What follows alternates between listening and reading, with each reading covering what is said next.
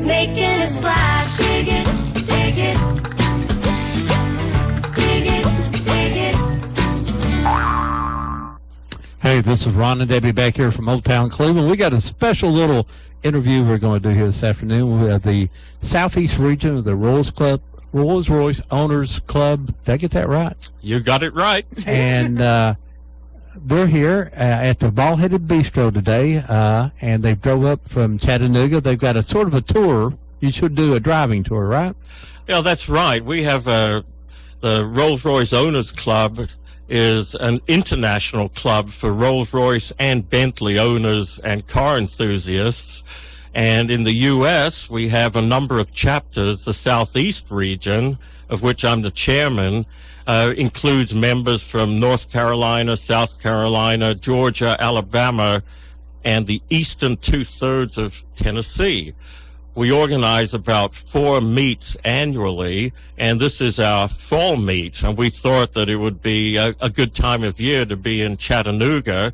And then one of our members, Alan Jones, lives up this way. So here we are at the Bald-Headed Bistro with all of our cars outside and looking forward to a nice lunch. Right, yeah. Well, the bistro is a pretty good lunch. I've got Alan's newest Rolls-Royce at the Hardwick's Rolls-Royce. Picture up on the screen there. Now, let me see if I get your name right. It's Noel Rivers Bulkley. Bulkley. Right. Well, Bulkley. Now, you don't sound like you're from Atlanta. Where are you from? I was born in Surrey, which is outside of London, and I grew up in Rhodesia, which is now Zimbabwe, and I've also lived in Atlanta for a number of years. So what got you all the way to Atlanta?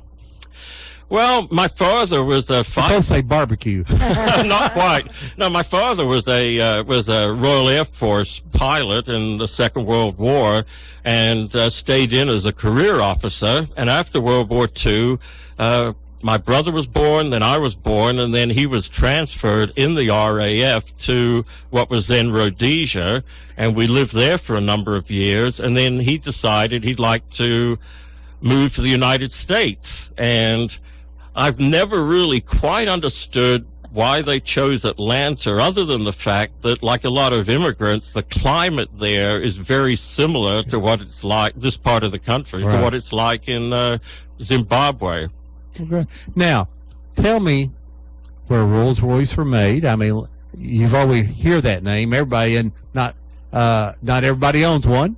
I mean, it's a unique club. Right. So who makes Rolls-Royce?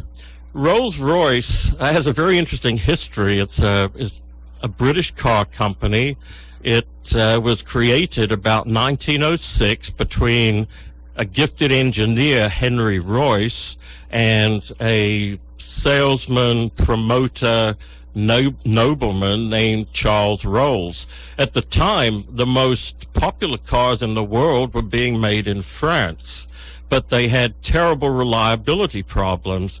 And Henry Royce, who was very much of a perfectionist, wanted to build a car that you could get in and drive reliably.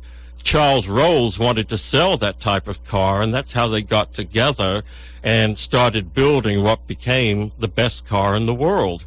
And they acquired Bentley after the Great Depression, because the Bentley cars, which had been much sportier than the Rolls-Royce cars, in the Great Depression, they had a very difficult time selling them, so they ended up being bought by Rolls-Royce. So from the 1930s until, around 2000, Rolls-Royce at their factory in Crewe made all the Rolls-Royces and Bentleys. And then the two companies separated. Bentley was bought by the Volkswagen Audi Group, and they kept the factory in Crewe in England. And Rolls-Royce was bought by the BMW Group, and they ended up building a new state-of-the-art factory in England in Goodwood. So they're still made in England, but interestingly, they're both owned by German companies. Okay. The reason we're talking about Rolls-Royces today and right now is that there's 25 of them, I think, in our parking lot out here. Right. So we're in that range. The Village and Town if you'd Center? like to come by and see them, they'll be here till about 1 o'clock range. There also is a buffet over at the Ballhead Bistro, usually not open this early in the day, but you can come down, and there's a $15 per person buffet. Now, that is for smoked barbecue, and when the bistro does it, it's great. It's a great meal. So $15, and you get to see the Rolls Royces.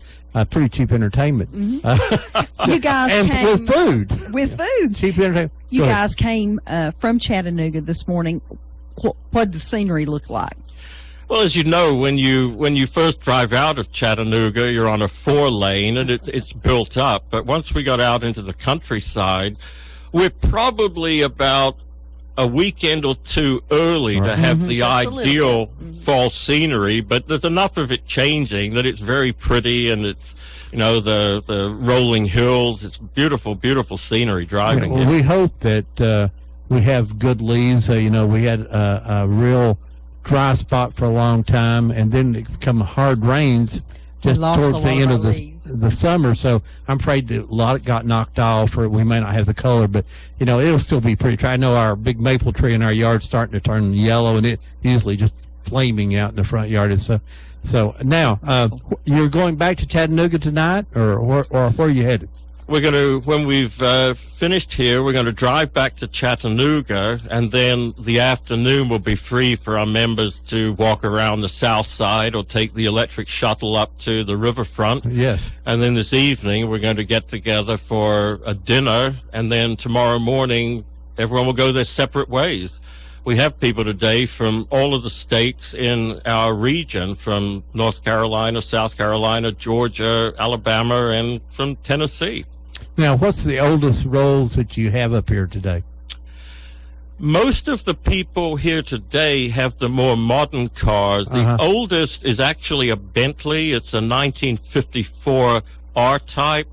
There's a 1957 Bentley S1, right up to the newest car, which is I believe it's a 2012 Rolls-Royce Phantom. Well, great. Excellent. That is. That's very exciting. So now, what are you driving? Well, to come to the meet, I drove a Tahoe because I had to bring a lot of material with me.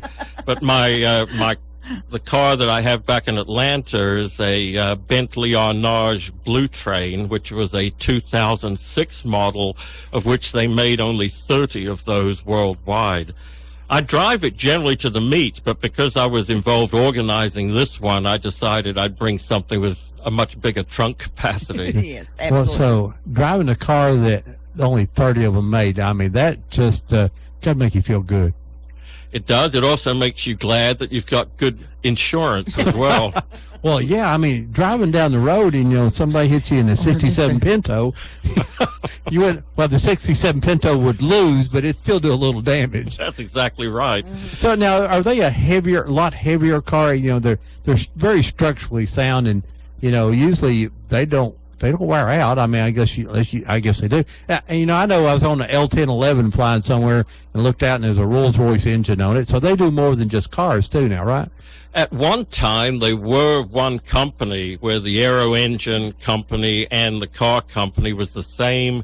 But since about 1971, they've been completely separate. Right. Rolls-Royce still makes some of the most advanced jet engines in the world, and they're on everything from the A380 to the Boeing 777. Some of the Dreamliners, the 787s have them, but they are separate now from the car company.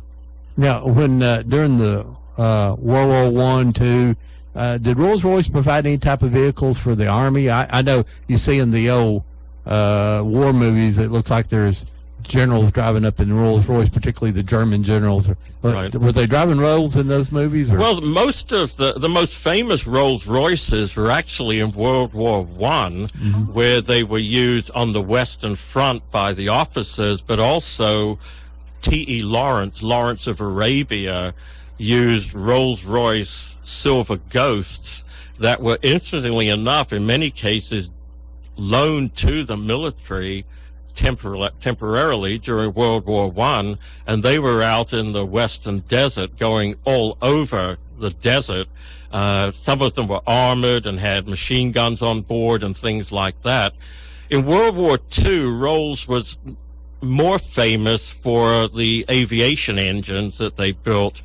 In fact, the Crew factory where the Bentleys are made now originally was built as a factory for the Rolls-Royce aero engine, the Merlin, which was a water-cooled V12, turbocharged, supercharged, that powered the famous Spitfire and the Lancaster bomber. So those were Rolls-Royce engines.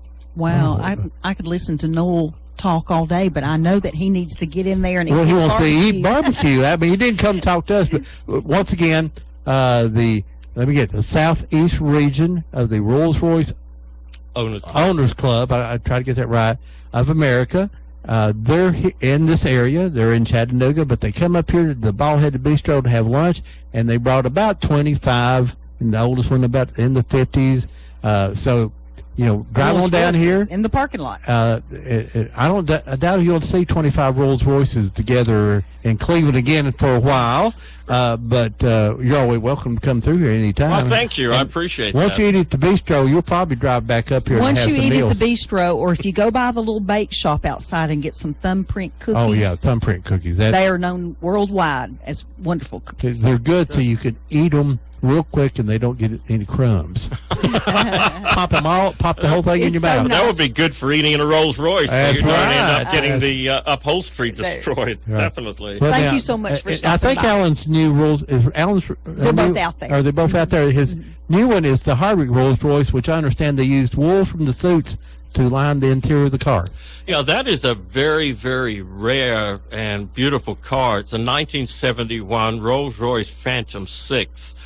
That car was one of the last of the body-on-frame coach-built cars. It has a separate chassis, and all those body panels are made by hand. They're not pressed out of aluminum. Wow. And it is those were made for heads of state and people like that. So it's a very rare car, and people who are here today to see that will probably never see another one. Well, we're glad it's here in Cleveland, and Very proud to have you here. it's almost like a Hardwick suit too. You know, if you hadn't bought a Hardwick suit, you need to do that. You got them down at Town Squire. Absolutely. They're a dealer for Hardwick clothes. One of the few places here in town you can get that.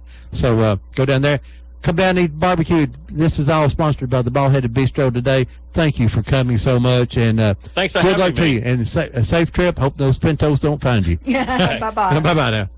Hey folks, that's a And special the car edition. show is going on down in downtown Cleveland Right, right so- as we speak, too. Yeah, so Come see lots of cars. Bald-Headed Bistro sponsoring this. This is the Rolls-Royce. Edition of Old Town Cleveland. Right, we not had a Rolls-Royce edition before.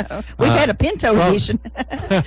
Have a Right. nice week. Hey, Bye-bye. folks, we'll see you back here again next week. We'll be telling ghost stories. Bye-bye. I hope, if I can click this button, Deb. All right.